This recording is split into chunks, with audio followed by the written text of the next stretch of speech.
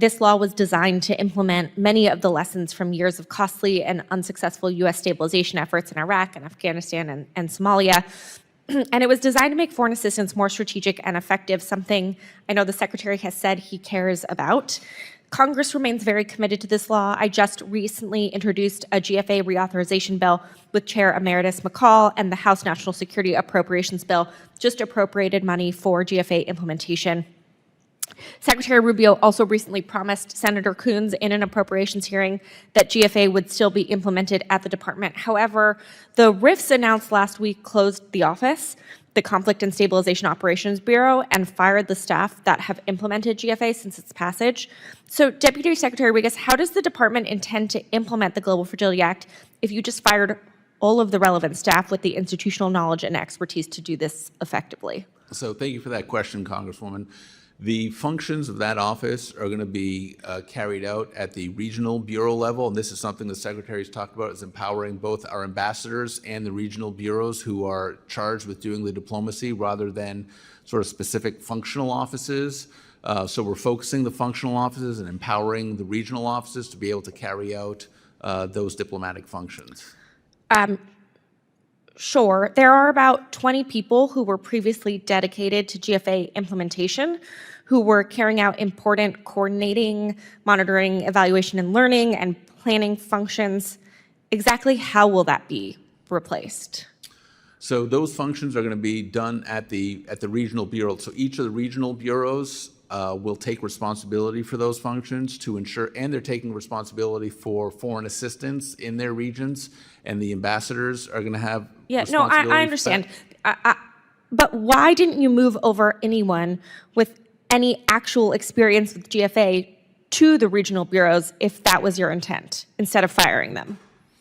So the folks, the folks who are in those offices are also working contemporaneously with people in the regional bureaus. So I don't think it's correct to say people in the regional bureaus or at posts don't understand how to carry out foreign assistance in accordance with the Global Fragility Act. So I'm very confident they're going to be able to do that going forward.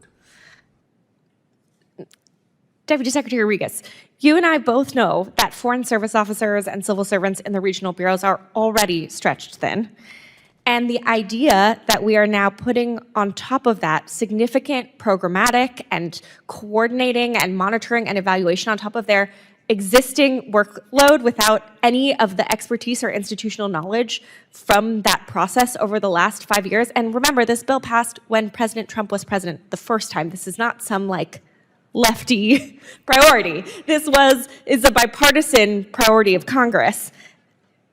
Can you provide to our committee a clear plan for how the department will implement GFA, including by ensuring adequate staffing with the appropriate conflict expertise and implementation experience?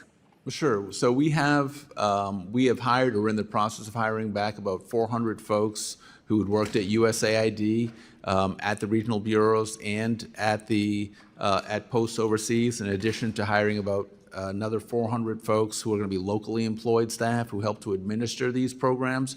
So to the extent that we, and this is something we're going to be under constant evaluation and review to ensure that our ambassadors and regional bureaus have the staff and expertise they need to be able to execute and implement on that. So are you going to hire back any people from CSO or people who worked specifically on the GFA? So to the extent that there are jobs so there are very prescriptive rules around how RIFs, reductions in force, have to be done in the federal government and how people can be hired back. So we'd have to make sure we are abiding by how those rules are promulgated. But if there is a need that our ambassadors or regional bureaus are demonstrating that they want or need a particular expertise, we'd be happy to consider that. Okay, well, I will look forward to that written response from you on what the actual plan is. I will also say in the CN that we received, the reorganization CN, it said the Office of Foreign Assistance Policy was going to take on certain statutory policy. What you're telling me is that it will actually be the regional bureaus who are doing the GFA implementation. So if we could also get clarification on who actually will be responsible, bipartisan, congressionally mandated GFA implementation. Please include that in your written response on the plan to implement it. Thank you. I yield back.